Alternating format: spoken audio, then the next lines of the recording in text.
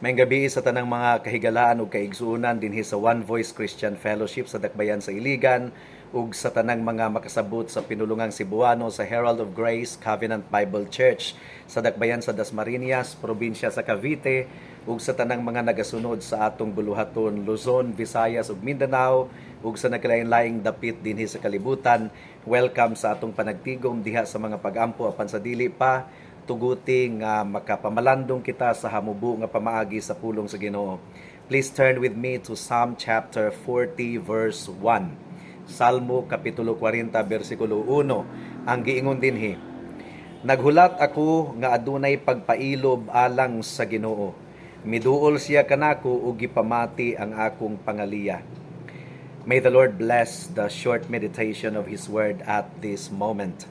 Adunay mga higayon sa matag usa nga kinabuhi nga bisan pa og naningkamot kita og duro ato nang gibuhat ang atong best, mura og wala gihapoy pulos ang atong gibuhat or walay resulta nga sumala sa atong gilauman, at kung ang atong human power dili makatabang in such a time as that, kinahanglan nga atong itugyan ang tanan sa atong buhi nga Dios ug maghulat kita gikan kaniya, maghulat kita diha kaniya, ug dili kini ignorant confidence mga kaigsuonan.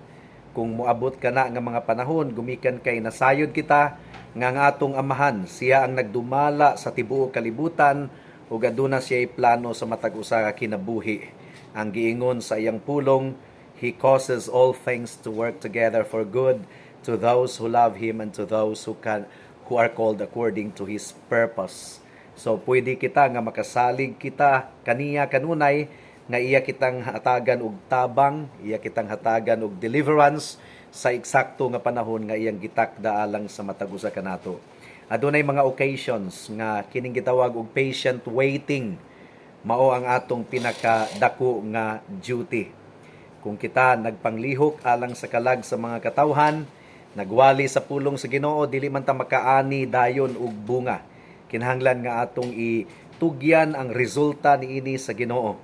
Adunay mga oras nga kinahanglan gayud nga maghulat pa kita og taas-taas. Ang spiritual growth, ang proseso sa pagpalambo sa iglesia, naara gyud sa atong buhi nga Ginoo.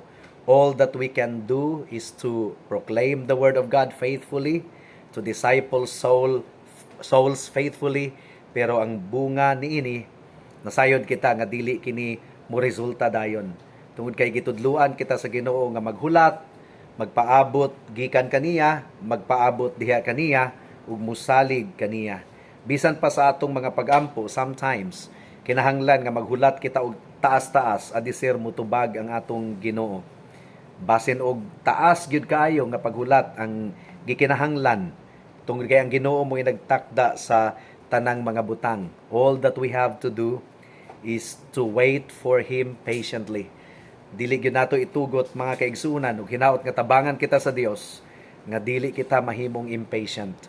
Tungod kay adunay kaugalingong kalendaryo ang atong buhi nga Dios, and He is working sa tanang mga butang according to the counsel of His will.